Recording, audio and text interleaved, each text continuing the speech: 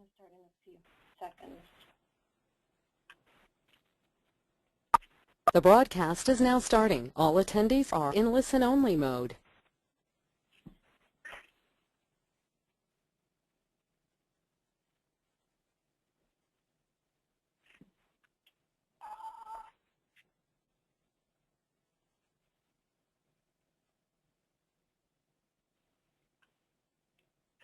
Hello, good afternoon, everyone. Thank you all for coming and joining us on this webinar this afternoon. My name is Rocio Lenas Monreal from SAGME. We have today as our presenter Cliff Quicksell, Jr. from Quicksell and Associates. He brings us a wonderful topic, 11 top traits of a sales and marketing superstar. Thank you all for joining us. Cliff, thank you for joining us today. Thank you very much. I want to thank everyone for taking time out of their busy days to join me on this webinar today. Hopefully the information that you will take away from this will be beneficial. And hopefully I'll be able to see a lot of you at Expo and also Expo East. If you plan on attending any of the shows, I will certainly be there. So we want to get started today and talk about the 11 top traits of a marketing and sales superstar. And I just wanted to share a couple things with you before we get started, and that is a lot of the information that I'm going to share with you today is not where I've gone to the internet and I've read things and tried to get information so I could put together a seminar.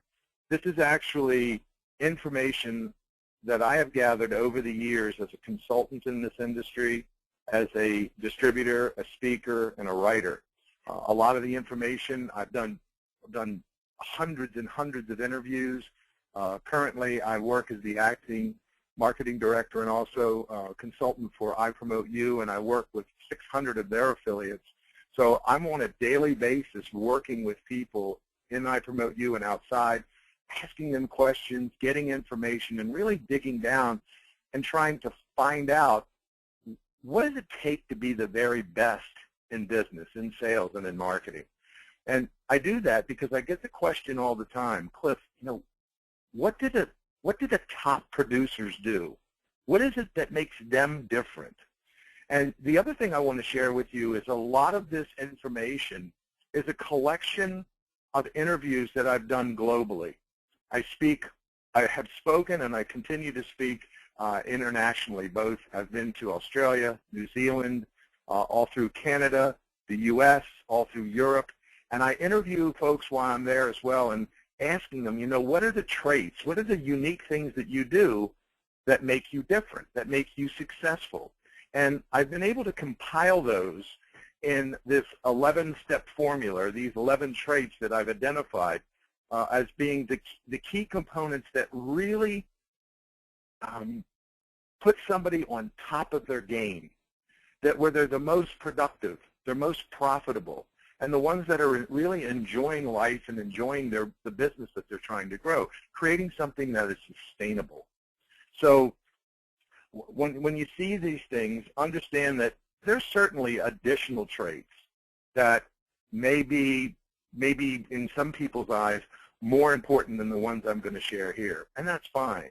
But these are the ones that I've identified over the hundreds and hundreds of interviews that I've done that really tend to surface more than not. So we're going to talk about these 11 top traits and then ways that we can actually, and more importantly than just saying, well, this is a trait, make sure you do it, how do you do it? So we're going to talk about how to hone these traits. Some of you are going to look at this and go, you know, of these 11, I do all of them, and that's fantastic. So for you, this is just going to be a refresher. Some of you may look at this and go, wow, I only do one of these 11 things, and I can see that there's value. So you'll be ways that you can work through the process. I live by these tenets and these traits. I try to do it, and look, I'm not perfect. I fall down. So periodically, I will actually go back and I'll review this and say, you know what, I need to pick it up here. I need to do things a little bit differently here. And I'm always reading, always educating myself, always asking other people that are better than me, how do I improve? give me some tips and pointers. So we want to talk about not only what the traits are, but again, how to hone them. And then what's the implementation and the follow-through? How do we put these together? It's this step 1, 2, 3, or the ABCs of how we go about doing this. And again, I'm confident that you're going to walk away from this presentation today more enriched, more empowered. And I think by doing so, you'll start to enjoy the business that you have. You'll be more profitable. You'll be, and I think that that's the great thing. Enjoying what you do, loving what you do, and being as profitable as you can in the process. You know, there was Will Rogers once said, and I love this quote, and you'll know through my presentation here, I'm a big fan of quotes. And his quote was, find a job that you love, and you'll never, ever work another day in your life. And that is so true. I'm so passionate about what it is that I do. I love sharing. I love teaching. I love coaching. I love writing and speaking. And so I think that I'm so blessed to be able to do what I'm doing and sharing this. And what else is interesting is when I'm at shows, and I want you to be open to the possibilities of this as well. When I'm at shows and I talk to people, and by the way, at Expo this year, I'll be doing 7 workshops at Expo, so if you're there, please look me up. But at the end of a seminar, I will have people come up to me and share stories and case histories and methodologies of things that they do. And I'm so impressed, and again, like I said, so blessed to be the recipient of all that great information. So let's get started and talk about these 11 traits that we are going to discuss today. Number 1. Now, these aren't in order, like number 1 through 11. It's just these are the 11 traits. So number 1, people that are superstars are avid goal setters. If you look at this quote here, I love this. In absence of clearly defined goals, we become strangely loyal to performing daily acts of trivia. Now, I don't know about you, but I do know that sometimes I get shackled to my desk, checking out emails, following up on stuff. And you know what? Without an established written plan that's actually measurable and obtainable, you begin to do the same thing over and over again. And what did Einstein say about the definition of insanity? Doing the thing over and over again and expecting a different result. So people that are superstars actually have a plan, and it's a written plan. They plan their approach. They know exactly where they're going. They know exactly what they're going to do, and it's very, very specific. It's manageable. It's realistic, but at the end of the day, it's also challenging. They stretch themselves a little bit, and they make sure everything is in writing. I suggest to everyone that you have a good customer retention management system, a CRM platform. Now, I use one. A lot of people think it's antiquated. I use Outlook, and I got to tell you, it works beautifully for me. Other people use Salesforce and Act and things like that, and you're welcome to do that. But to have that plan, knowing what you're going to do, is amazing. I can actually look at my day timer today, and I can tell you where every single gap is where I have time for additional activity. But my day is full, my day is complete, and I know exactly what I'm going to do. In addition to that, I have strategic goals for what I want to accomplish in a year. I know if this year my goal is, especially like when I was in sales, my goal was I want to increase my sales over 10, 15%, let's say, from year 1 to the next year. How do I go about doing that? And I actually broke my entire sales calendar down to the day, knowing that if I want to reach this particular goal at this particular margin, I'm going to have to sell this many dollars every single day. And folks, I know it sounds like a lot of work, but I tracked that daily. So I knew that in one day, if I did, $6,000 in sales and my goal was to do $4,000 in that particular day, I just kept going. And I'll tell you what was interesting. It's an amazing driver when you're sitting there and you know that you have to hit that $4,000 mark for the day, and all of a sudden an order comes in, it's $6,000, and then maybe one comes right in behind it, $7,000. It kind of gets you moving. It gets you motivated to get out there and continue to do it. The key is not to let up, not to sit there and go, oh, well, you know, yesterday rather, I had to do 4,000, I did 5,000, so I'll take it easy today. You can't do that. You have to keep plugging. And in addition to that, one of the things that I talk about a lot is making sure that whatever you do, have a marketing plan that's in place. And this helps you with that strategy. It helps you get to where you're going. So number one, sales and marketing superstars are avid goal setters. They write things down and they know exactly what they're doing at any given moment. Number two, they're enthusiastic. Now, I've been accused of being too passionate sometimes. Well, that's fine. But you know what? I often say at my seminars, I say to people, let me ask you, how many of you, raise your hand, how many of you in here like what you do? And it's amazing that everybody puts their hands up. And I said, I'm baiting you now. So the next question is, how many of you love what you do? And a few people will put their hands up, and I said, but this is the real question. How many of you are passionate about what it is you do? How many of you are enthusiastic about it? Because guess what? That passion and enthusiasm spreads like wildfire. When people see that you love what you do and you're passionate about what you do, that is infectious. And I don't mean doing it once in a while. I mean doing it with every single presentation, every contact point that you have with someone, every single time that you have an opportunity to be in front of that customer. It's important for you to exude that enthusiasm because, again, that is infectious. Now, I love this quote here by Norman Vincent Peale that says, enthusiasm releases the drive to carry you over obstacles and adds significance to all you do.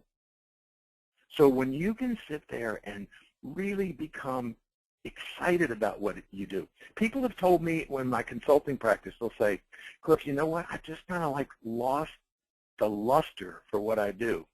And folks, I understand. I know what it's like being in your shoes. I've almost went bankrupt 5 times when I had my marketing company. I know what it's like dealing with customers where it's loyalty is all but seen but gone. It's tough to be enthusiastic. But guess what? You have a choice. You can come to the table enthusiastic and fired up about it and look at every obstacle as an opportunity, or you can get down about it. I mean, believe it or not, I'm still talking to people out there that are blaming the economy for their downfall. I've got a guy that I work with right now. He is an amazing human being. He's a young entrepreneur. I guess he's probably somewhere in his mid-40s. But guess what? He's in the Detroit area. Has to be probably the most depressed area in the whole country. This guy writes over $700,000 in sales at over 55% gross profit. Now, I have tons of people that I work with that are writing at margins near that, 45, 50% gross profit. But you know what? It's their mindset. They're excited about what they do. They're passionate about what they do. And by having that passion and enthusiasm, I'm a firm believer that that rubs off. People want to be associated with people that love what they do and are passionate about what they do. So having that enthusiasm is extremely important. Now, I'm like you. I'm sure that some of you wake up in the morning and you go, ugh, another day. And I know it's not easy. But, you know, part of this, if I can just push this in there a little bit, what I have found is that what keeps me very enthusiastic about what I do is being on top of my game. And what I mean by that is I try to take very, very good care of myself. I said this when I was in Orlando this past week. I was talking at a conference, and I told my kids once, and my son looked at me like I had 3 heads. He goes, Dad, what's really important in life? I said, I come first. You and your sister and my wife, they come second. My friends come third. My job comes last. And he said, what is that supposed to mean? I said, Alex, imagine this. If I'm unhappy, unhealthy, unfit, not mentally stable, spiritually in a bad place, everybody below the pyramid, everybody that I touch is affected by that. But if I'm on top of my game emotionally, physically, spiritually, and I strive to be the best that I can, guess what? That creates enthusiasm in me, and I'm excited. So therefore, every single person I touch, you, your sister, Maria, my wife, my friends, my clients, everybody benefits. So I suggest to each of you, do what you can to really, truly take care of yourself first, and then everything else will seem to fall in place. Number 3, I get accused of this, and I love this.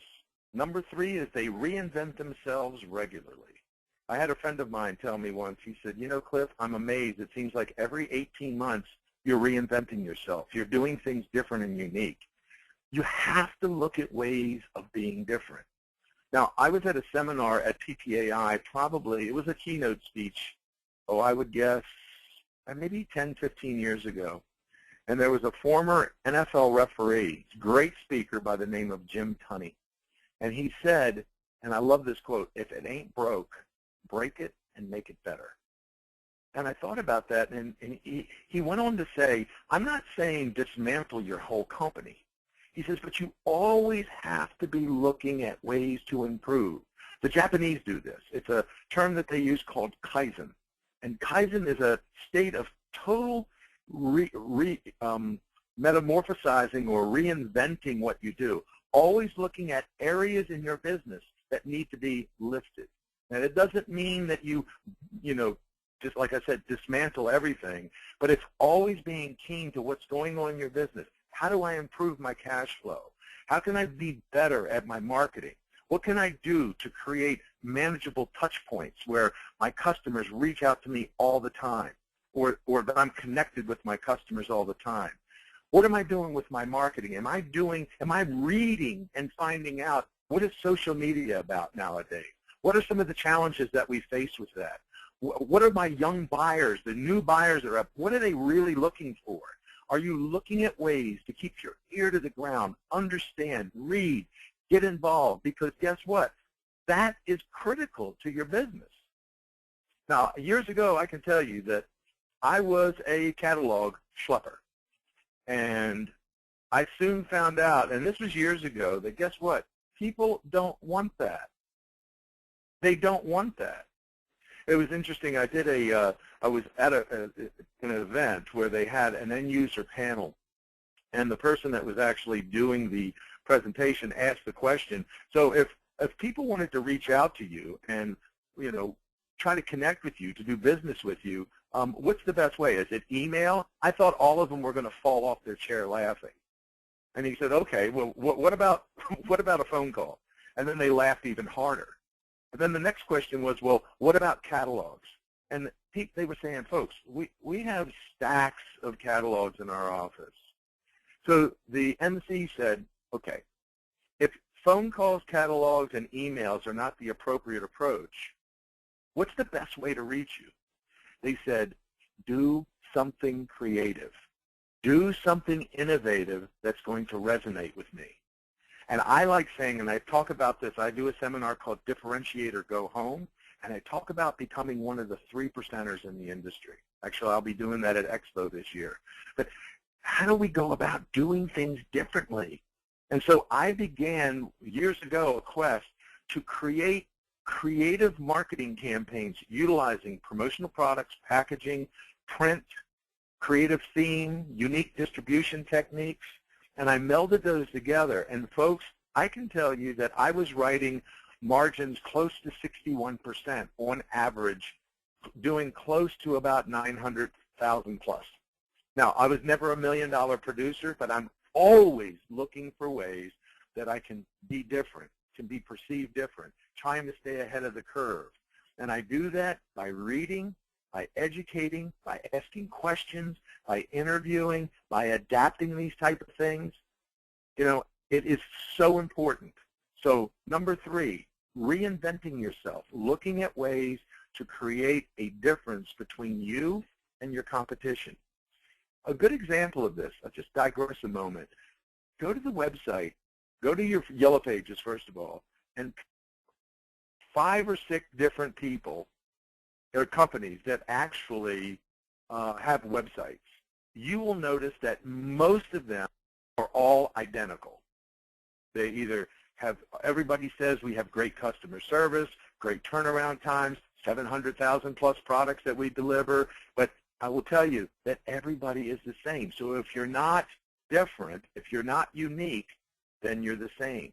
Now, for a lot of people, being different and standing out, that's scary. That petrifies a lot of people. I'm going to encourage you to let go of that fear and do everything that you can to be unique, different, and dynamic. And by doing so, you are going to become remarkable to your customers. And that is what's really important. Number 4, they're persistent. With everything they do, they're relentless. They refuse to fail. They're tenacious. And again, as I said to you earlier, they're open to all possibilities of what could we do. And I'm a big believer in this. I'm a believer that no matter how many times you fail, you get back up. Now, I don't have this quote here, but I use this often in my seminars, and I love this. Michael Jordan, who in my opinion is the greatest basketball player that ever stepped on the court in the NBA, once said that I fail every day of my life, and that is what makes me great. And what is it about failing that makes him great?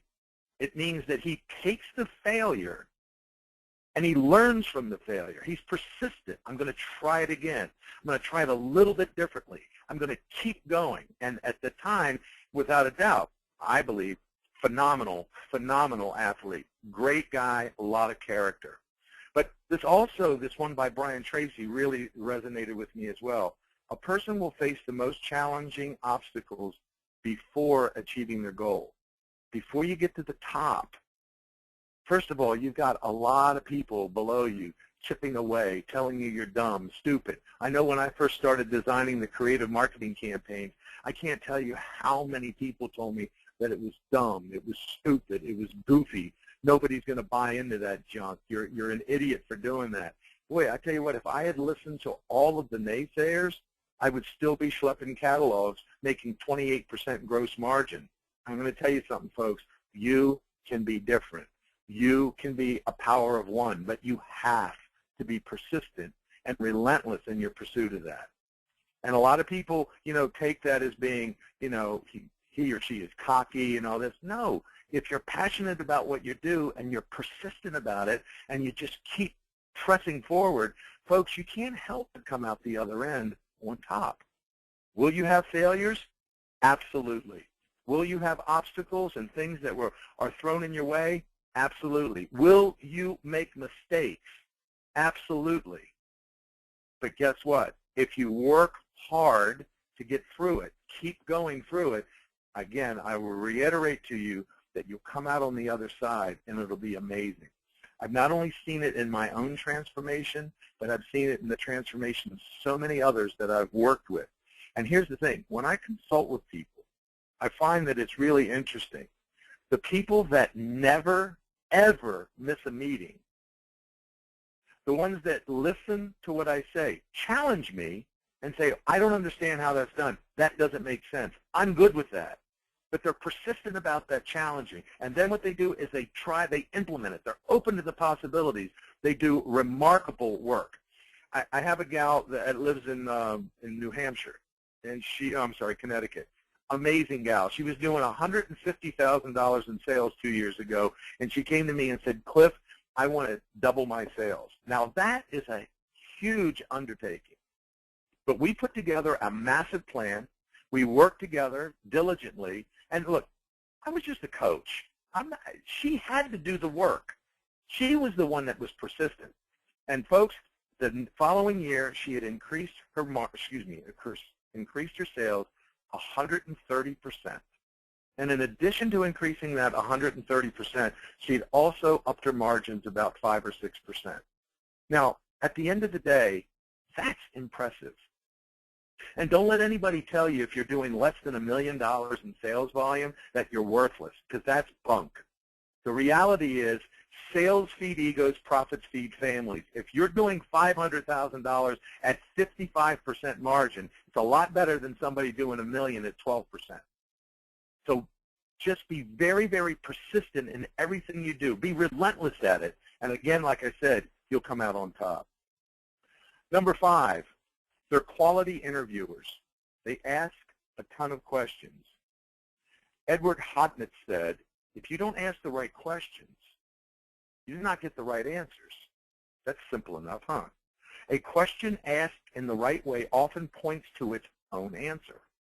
Asking questions is the basics. It's the ABC of diagnosis.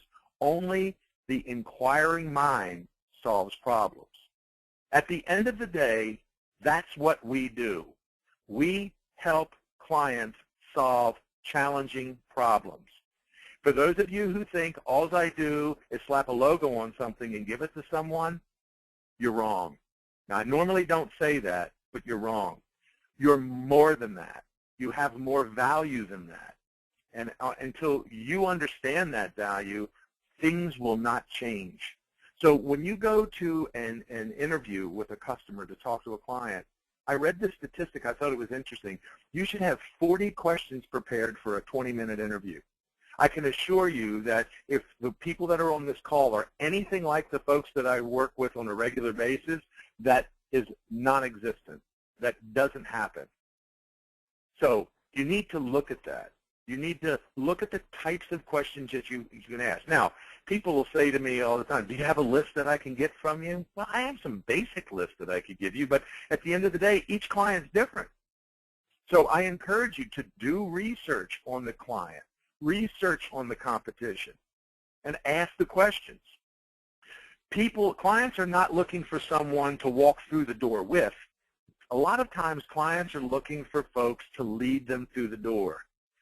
And I will tell you that if you ask good questions, everybody that I talk to, that I work with says that when I start asking good, sound questions and I'm prepared, guess what? The conversations are different. People look at me differently. They perceive me differently. They look at me more as more of an expert. So again, you wouldn't go to the doctor and say, my head hurts, and they immediately say, we're going to take you to surgery. They're going to ask questions. They're going to try to create a diagnosis to find out what is going on before they prescribe something, whatever it is, whether it's medication or surgery. But it's important. Questions are critical. So these questions that you need to ask are there to uncover goals, to understand the intentions, to set expectation levels, to also uncover challenges and obstacles. Therefore, when you do that, you can break this down and come up with a very, very sound solution for the customer. Oftentimes, beyond just a product. It could be a product, but sometimes it can be much, much more than that. So number 5 point, they are excellent interviewers, which is really, really important. Number 6, they're accountable. Now, nowadays I find that is that's all but kind of gone by the wayside, accountability, because I think a lot of times it's people have a tendency to when I think about being accountable, I think a lot of people kind of get a little wigged out about that. What does that mean? Point the finger. Young people today, God love them, but I will tell you that the reality is accountability sometimes is kind of goes askew. But you have to be willing to point the finger inward. You have to, and what this accountability means, all these things that we talked about. I'm the one, you're the one that's driving your business. Sure, there's obstacles that come up. Sure, there's problems that you're going to face. There's no question. But you're in charge. You're in control of that destiny. So you have choices. And the choices you make, you have to own. And it's really important. J.W. Goh said, it's my daily mood that makes the weather. I possess tremendous power to make life miserable or joyous. I can be a tool of torture or an instrument of inspiration. And what do you choose to do? Do you choose to be that amazing force that's out there that can just when you're talking to customers that they're really buying into what you're doing, or you're miserable. I got a buddy of mine. Every time I get on the phone with him, it's crazy. I know he answers the phone. He's like, "Hello." I'm like, and he's not old. I'm thinking, for God's sakes, man, act like you're enthusiastic and happy about what you're doing. Because guess what? You know, business is horrible. Things are terrible. The economy. Oh my God, I can't imagine how any human being would want to buy a thing from this guy. Great guy, but and he doesn't want to own anything. Doesn't want to take any responsibility for anything. So someone that's accountable is very optimistic, but they're realistic about it. They're realistically optimistic. They set these goals, these parameters for themselves, and they don't make excuses as to why they don't make it. The excuse should be, I didn't do enough. I didn't do it right. It wasn't good enough. So by doing those type of things, I tell you what, that accountability really holds you strong. So top producers, superstars, they know their numbers. They point inward. I fall down. I didn't do what I was supposed to do. Not everybody else. Sure, you lost the client. You lost the client. It was the supplier's fault. Maybe. Maybe they contributed a little bit. But at the end of the day, did you do everything you could to salvage the relationship? Did you do everything you could to make sure that every I was dotted, every T was crossed over and over again? And at the end of the day, maybe the question is, did you pick the right supplier? Did you pick the right one? Also, from an accountability standpoint, superstars prioritize their tasks. They don't get caught up in the mundane stuff. They look for ways to delegate things out to other individuals so that the other individuals can do the mundane tasks it's not revenue generating for them. And you know what? I talk to people all the time. Yeah, I do artwork for customers.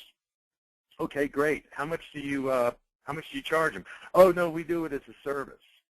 Okay. Well, how much are you worth an hour? Well, what does that mean? How much are you worth an hour? I don't know. I had one person tell me $10 an hour. Well, I'm here to tell you that each one of you on this call, and I believe everybody in the industry, if you set the benchmark that you're worth $100 an hour, guess what? You wouldn't be doing artwork. You wouldn't be filing catalogs. You would find a way to get someone to do that for you, or think of a different method or system to be able to put that in place. And it was my dear friend Rick McPherson that once said to me, he said, Cliff, as soon as you start to determine what your hourly value is, he goes, then and only then will things change. And so I remember sitting and thinking about that, and I know that I'm not doing, and I don't mean to be demeaning, I'm not saying that they're meaningless tasks, but some of these tasks do not generate revenue. If you're worth $100 an hour and you're spending an hour and a half doing artwork for a customer that you are not billing it for, you have lost $150 worth of your potential revenue. If you give it to somebody, find an artist that will be willing to do the thing for you for $10 or $15 an hour. Find that artist, bill for that time. In fact, make a profit on that time. Guess what? It's okay. I remember Marvin Spike, God rest his soul. I love the guy from ASI. He once told me, he says, you know, Cliff, profit is not a four-letter word. It's not a bad thing. And we have the ability to be profitable, but holding yourself to that level of accountability is really, truly difficult. But it's very, very important. Number 7, they work hard and smart. They work hard and smart. A lot of times people say, yeah, I work really hard. But do you work smart as well? You know, Sam Ewing said, hard work spotlights the character of people. I love this.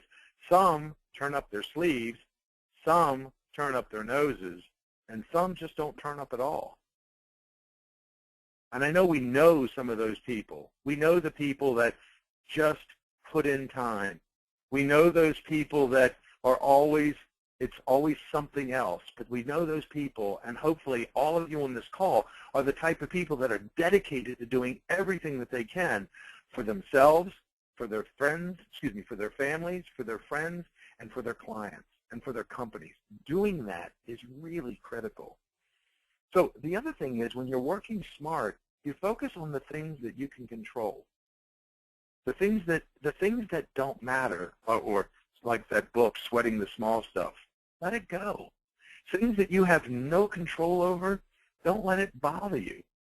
People that are working smart, and I like more than working hard, but working smart, is because working smart takes a lot of work. It is hard sometimes to work smart, but they're very task-oriented. Like I said, they have a plan.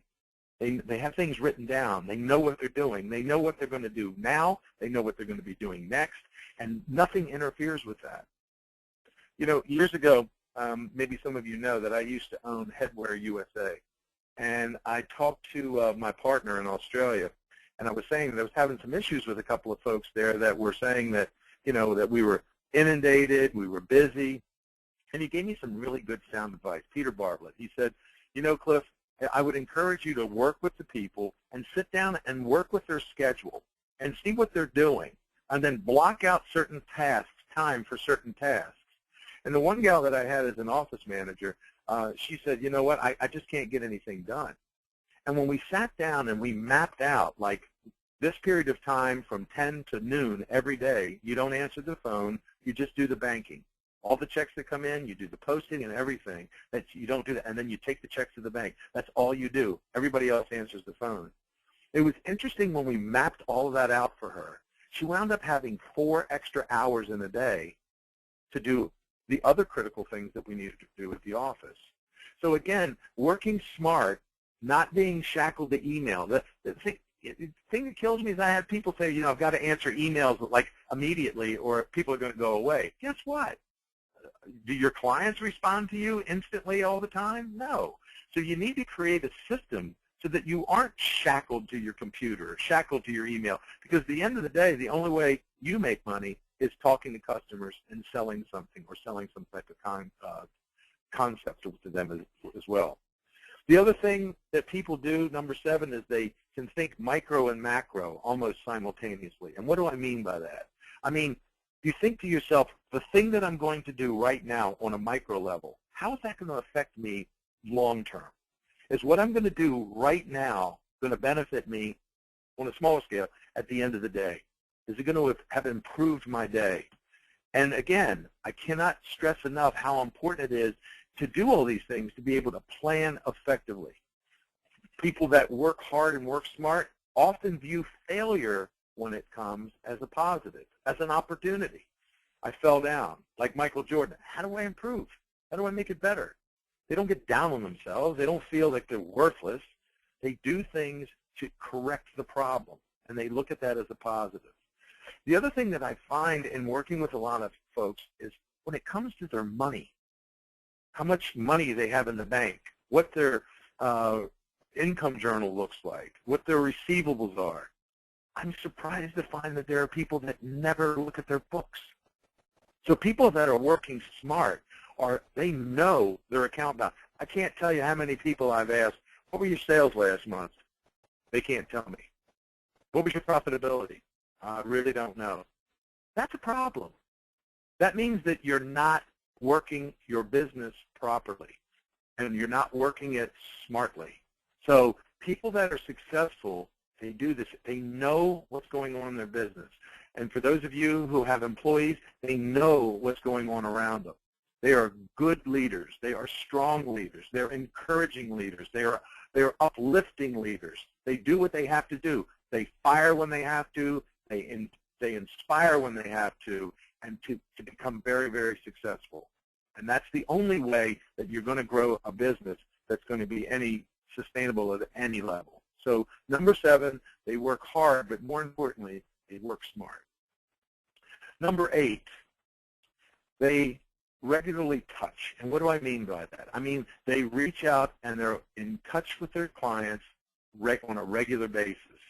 Now, Jeff Bezos, many of you may or may not know, he's the CEO of Amazon.com. He's built an amazing platform. And imagine about, talking about a company that's always looking at ways to reinvent. Several months ago when I heard that Jeff was even thinking about the idea of using drones to deliver packages within hours of the time you ordered it, I thought that was amazing. Now, whether it ever come to fruition, and I think it might, it probably will at some point, somebody has to have that vision. But how do we increase the client experience? He says, if you do build a great experiences, customers tell each other about that. And that, my friends, word of mouth is probably the most powerful marketing that you can do. So how do you go about reaching out and touching your customers? And this all goes back to a plan. Do you have a plan? When you get an order, do you send a thank you? Do you send an email thank you? With the order, do you have an electronic thing that automatically triggers when the order is shipped 2 days later that gets people's feedback? Find out what their experience was. How was the product received? How was the campaign received? What did you think of it? What was the overall impression of the salesperson that you worked with? Were they knowledgeable? Were they thorough? You can find out an awful lot about people. Now, some people say, yeah, well, a lot of people don't fill that stuff out, but some do. And whatever information you come up with really does help. So having that regular plan is important. The other thing, too, is, and now it's just growing leaps and bounds, and I'm going to share a statistic with you that my buddy Scott Nussenow told me about the other day. He's president of a new company out there called GUI Promo.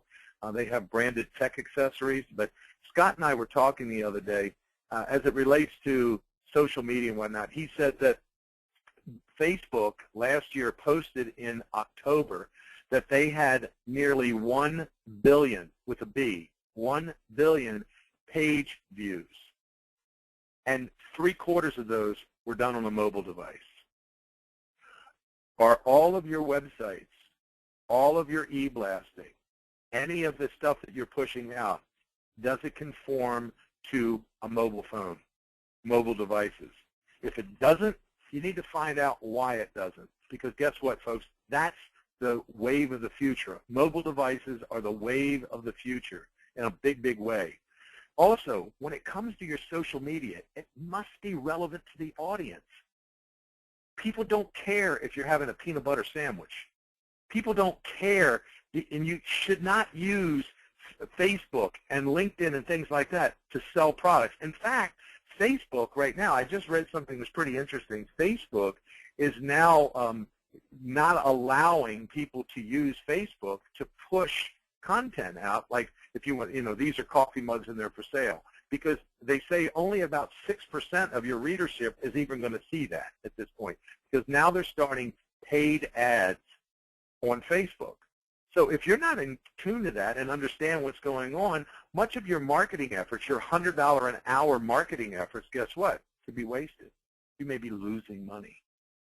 So any way that you choose to touch people, I mean, we create things with some of the folks that I work with where we send out blogs, we send out relevant articles to clients, we send out creative campaigns to show the capabilities of what we do.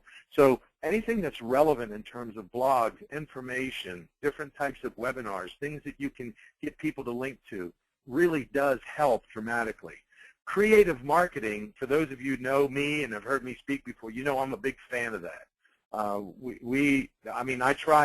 develop probably a new campaign every 5 weeks, and some of these have netted some amazing results, like 85 and 90% response rates. So, and again, that goes back to what I was talking about earlier about the importance of reinventing yourself, doing things differently, getting people to see you in a totally different light. When was the last time you said happy birthday to a client? Sent them a thank you. Here's a great tip if you choose to use it. I did it when I had my company. It went over big. Instead of sending Christmas cards or holiday cards at the end of the year, send an anniversary card or send an anniversary gift to a customer. And what do I mean by that? Go back and look at your database and segment it. From the first time you've done business, from day one, what is the date of that first order that you did with each of your customers?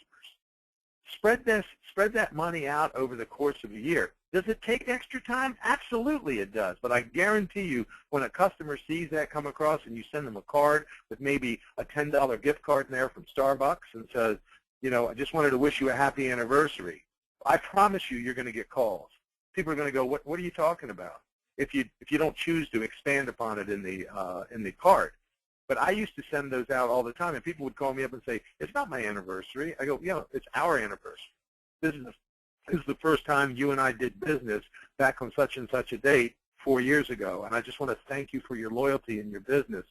That goes a long way. Folks, I even had a few of my customers that actually implemented that as a program, actually gifting their customers for loyal, being loyal and having loyalty to their company. So again, it's looking at ways that we can do things a little bit different, a little bit more unique to set you apart from this competition that we have out there. And there's a lot of it. There's a lot of competition out there. So again, number 8, they regularly touch their customers in a positive way to stay engaged and relevant. Number 9, they demonstrate value. And this goes back to what I was talking about before. What are you worth an hour? And I would encourage you all to take a hard look at that. Some of you, I don't know who's on this call, but I know a lot of the people in this industry, and a few of you on this call are worth about $200 an hour, $250 an hour. And boy, I tell you what, if you're reading your numbers and you're making that kind of money, guess what? Good on you. Good luck to you, and that's great. And I tell you what, everybody should be looking at themselves and understanding the value. Not just saying that this is what my billable hour is an hour, but actually being able to demonstrate that innovation and creativity and that worth. They know what they are worth in the equation. Superstars understand their value.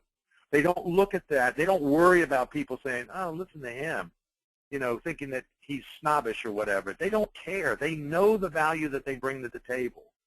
Look, I know the value that I bring to the table. Could I do more? Yeah.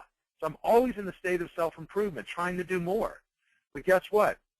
Superstars know what they're worth. They demonstrate that worth. They share that, and they're very, very willing to step out. They demonstrate that value every day, not by just saying they have great customer service, but maybe part of what they do is through a social media platform that they're giving their customers information that's relevant to help their businesses stay strong. You can look at that as a customer service side, but this might be just a little bit more, that I'm demonstrating how much I appreciate you, how much I value, and guess what? If you let me go, you're going to lose all of that. If you steal one of my creative ideas and try to end run me, you'll never get another one. They show their value every single day. They realize that the viruses that are in this industry are complacency and mediocrity. They understand that the viruses in any business, in any sales organization, is complacency and mediocrity. If you're going to be mediocre, don't expect a lot. If you're complacent, people are not running to you. Guess what? With the internet, your clients and your prospects have a lot of choices. And if all you're bringing to the table is another catalog and another product, there's 50 other people out there that can do the exact same thing, and oftentimes, and sadly to say, many of them will do it very, very cheap. When you have companies online, and I don't begrudge them, it's their model, but just have to understand that this is who you're competing against. When they say that if you can find it cheaper, we'll give you double the difference back, in some cases triple the difference back, that's a hard one, especially with the new buyer that's out there that's young, internet savvy, or I should say web savvy, can find things in a lickety-split on the computer. It doesn't take long for them to search out these other entities. The other thing too, when we start looking at the product that we're selling in a catalog, you know what? I said this in one of my seminars, and I will be talking about it at Expo, but really interesting. I encourage you to take a minute, go to a Google search and put in promotional product discount codes. And you'll find that either 5th or 6th pop-up in the search will actually have some, I don't even know what I want to call it, some individual that actually posted what the discount codes are in your catalog. So now when you're handing out catalogs that have these discount codes in them, and they, don't get me wrong, in the day they were great. When they were secret, it's great. But now when somebody knows what you're charging or what you can charge, or what your, excuse me, what your profit is, they can then work you. And the thing is, that's very sad. So you're going to have to demonstrate your value in other ways other than just the product. If you're trying to make your living on just selling the product, that's a very, very hard thing to do. And I think moving forward in the future, it's going to be much more. And I love this, and to end this one slide, number 9, M. Scott Peck said, until you value yourself, you won't value your time. Unless you value your time, you will not do anything with it. So think about that, folks. If there's one thing that you take away from this presentation today, understand that you have value. And you're worth a whole lot more than I think a lot of you give yourself credit for. And I encourage you to look at ways that you can actually bill for your creative time, bill for your innovation. Now, you can't say, I'm going to do research on the computer for you and find a product and bill people for that. Anybody can do that. They can go to the library to do that. What do you do different? How do you demonstrate that value of innovation, creativity, out-of-the-box thinking that people can't live without, that you can't find in the web, that is not on an ABC PQR code? It's different. So again, number 9, they demonstrate their value all the time. Number 10, they listen intently. They take notes. They ask permission to take notes during an interview process. Like I said to you earlier, they ask great questions. They have questions prepared for the interview. They do research. They talk less and listen more. Vera Missoula, I once heard her, I sat on a panel with her, and I thought it was very cool. Vera Missoula from Proforma, she said, it's interesting, she says, God gave you 2 ears and 1 mouth. You should use them in proportion. And that's so true. I find that so many salespeople actually talk themselves out of business because they talk too much. Instead of asking a question, and it's amazing, if you ask a good open-ended question, it's amazing how much information people will give you. If you're just willing to listen, and then as you're listening, extrapolate information from them, writing it down and saying, could you clarify this point? Or maybe this question will take you in a different direction that will open up a whole new opportunity, a whole new avenue of, an avenue of opportunities that you have never guessed before. You have never guessed before. So ask great questions. Be attentive and listen very, open-mindedly to the people. It's amazing that when you're focused and you're active listening versus passive listening, it's truly amazing the things that you can learn, the things that you can take away. Jack Nichols said, every person I work with knows something better than me. My job is to listen long enough to find it and to use it. And that's why when I go to shows, when I go to Expo or Expo East, and I walk the show floor, I see these folks, and as a supplier, I used to be a part of 2 supplier companies. It used to amaze me, people walking by and saying, scan me and send me 2. I said, do you know the value that we bring to the table here? Do you know the specials that we have? When I say specials, do you know the way we price our company? Do you know the different offerings that we have? The things that we do for distributors beyond just sending you a catalog and maybe a sample once in a while? Do you understand the processes that we do? Can I teach you how to do this so that when you go out and talk to people, you are perceived as more credible, more of an expert, where you can make more profitability? Can I show you how to make more money in your business? No, I'm busy right now. Just scan me and send me 2. I'm flabbergasted by that, and it happens all the time. Years ago, I was at the Imprinted Sportswear show, and my buddy said to me, he was walking around with me, he goes, my God, you ask a lot of questions. And I said, yeah, but, the thing is, you just walked by this Madeira booth right here, didn't you? He goes, yeah. I said, did you ask them anything about what's new? He says, no, I just, I use Madeira threads occasionally, and that's what my embroidery uses, and I'm done with it. I go, why didn't you ask any questions? Well, I'm just too busy. I said, you deal with the fire department. Do you know that Madeira, this was years ago, just came out with a fire retardant thread? No, I didn't. Well, yeah, how would you? You walk by like you're on your way to a bar or something.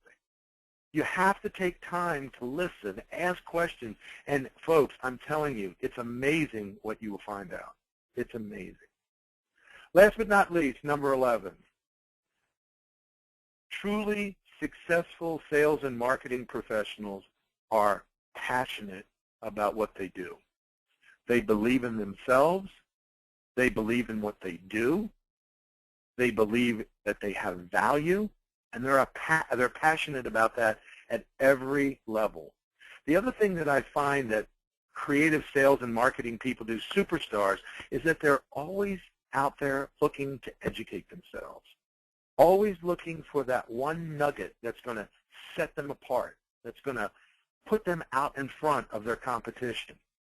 They're excited about what they do. They're passionate, and it shows. When they come up with a new marketing campaign, they're eager to get it out to their customers and get feedback from their customers. They look for negative feedback so they can say, how can I improve it? How can I, as Tony said, how can I break it and make it better?